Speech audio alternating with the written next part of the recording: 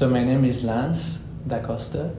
At the moment, I'm doing a PhD in Mathematics and Neuroscience, both at Imperial College and UCL. The vision for my research, or at least the reason why I do this kind of research, is that we want to understand how the brain works. If you understand what the brain does at a mathematical level, which is then very precise, then you can understand a lot of things about psychiatric illnesses. How the brain works also tells you how the brain doesn't work. And so when I was in my undergrad, I was studying pure mathematics. This is really cool, but I'm not sure I want to do that my entire life because it lacks, I guess it lacks some purpose and it lacks some impact. So then I started thinking really deeply about what I wanted to do in terms of career. I guess the three things I was trying to put together is where can I have some impact? In which discipline can I be good at, provided I put enough work? And what do I like? When you figure out how to put these three things together, you basically found your thing. So the answer to that question was artificial intelligence. That to me is the deepest question, the deepest scientific question right now. And what I'm interested in is not to create an artificially intelligent system, but really understand how intelligence works. What I decided then is to go study neuroscience. I didn't really know anything about the interplay between neuroscience and machine learning back then, but I thought it makes sense to study the brain just because it's the most intelligent thing we know about. And so I guess we can go pretty far just by looking at the brain. Before I was doing math, and so many people were so good around me, and I was like, maybe it's a bit egoistic what I'm about to say, but I was like, oh, I'm not going to be able to be very special in this discipline. There's going to be a lot of people who are going to be a lot better than me, and there's not so much I can do about that.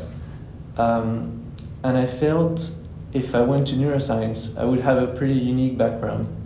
I mean, mathematicians in neuroscience are very rare, and I focused on mathematical work applied to neuroscience, so really very simple models of how the brain works that try to explain how the brain makes decisions, how the brain creates representations about the world around it. There's so many people right now who suffer about depression, anxiety, psychiatric disorders of any sorts.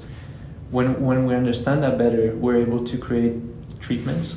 The more we understand these disorders, the more we'll be able to treat them, and the better it will be for all these people. I think what would have an even bigger impact is the understanding of mental health.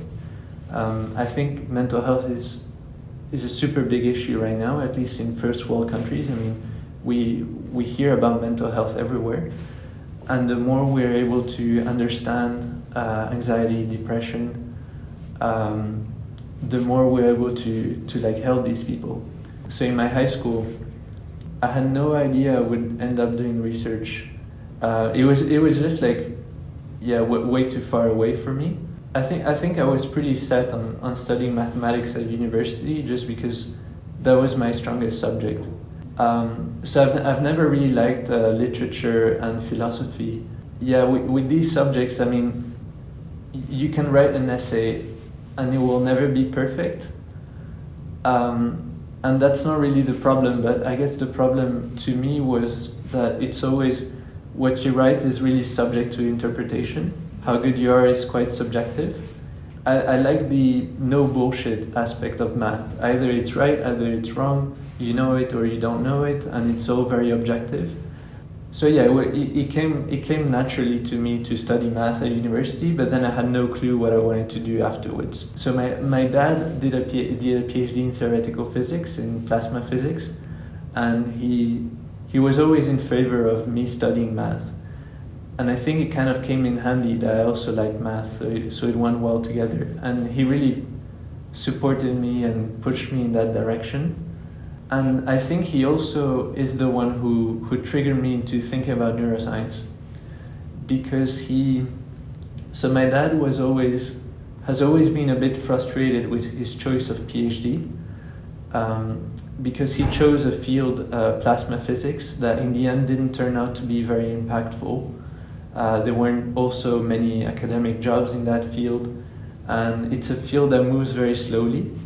I mean, there hasn't been many advances in the last 30 years in that field, so it's kind of not very exciting. And he always told me, oh, if I had to do it again, I would choose neuroscience, just because it's going to be like the big thing, and it's like super interesting. There's so many interesting questions. So that really got me thinking about neuroscience.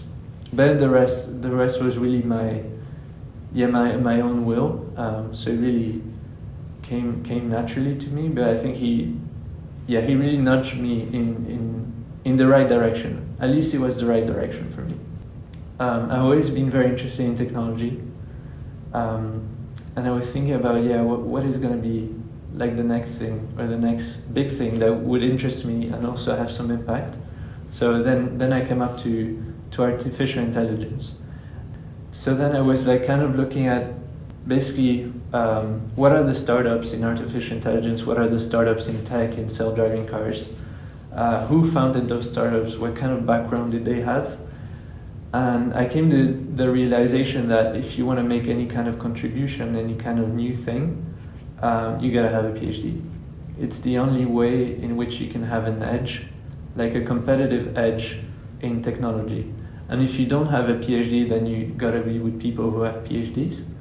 But I don't have that kind of personality of like creating a business and being the CEO kind of guy who does all the business stuff.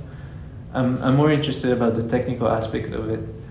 So I mean, it was very natural for me, for the sheer interest in science and technology, and also at the time ambition of creating my own business. It was very natural for me to pursue a PhD.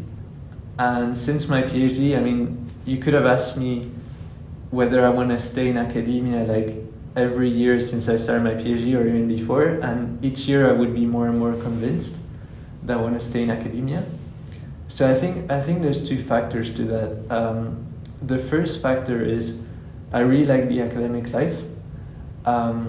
There's a lot of advantages to it. I mean, you're working on interesting things, on things that interest you, that you find fascinating. And since you have freedom, at least initially you have freedom to choose whatever topic you want to work on. So you can really make your best guess about what's most interesting to you and what's most interesting for society. So I think it's great to be paid to spend your life working on what's most interesting. I mean, that's kind of the dream, right?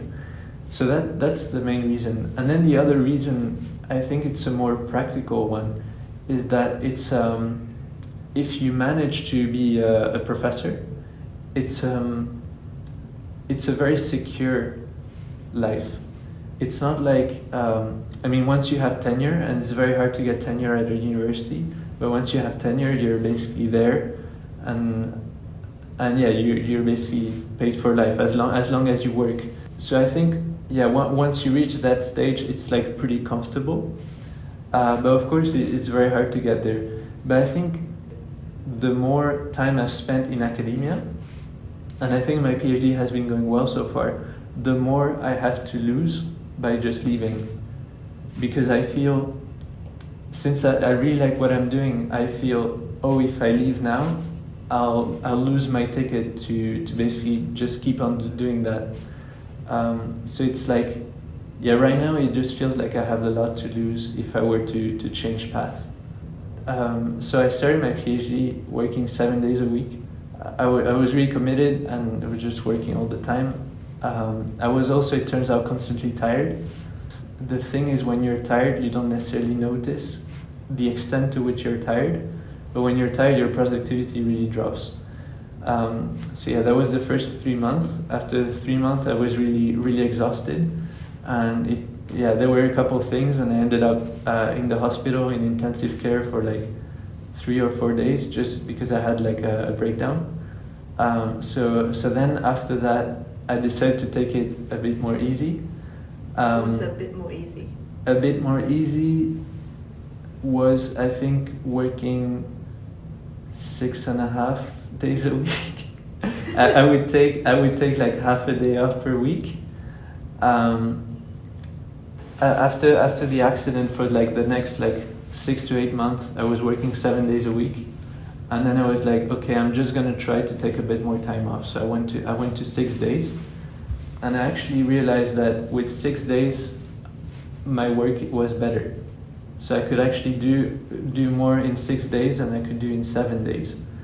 So that was a big realization, and it was also nice because when you have one day where you're like, oh, each Saturday I'm gonna chill, then you can do other things. So it's like also nice for a work-life balance, right?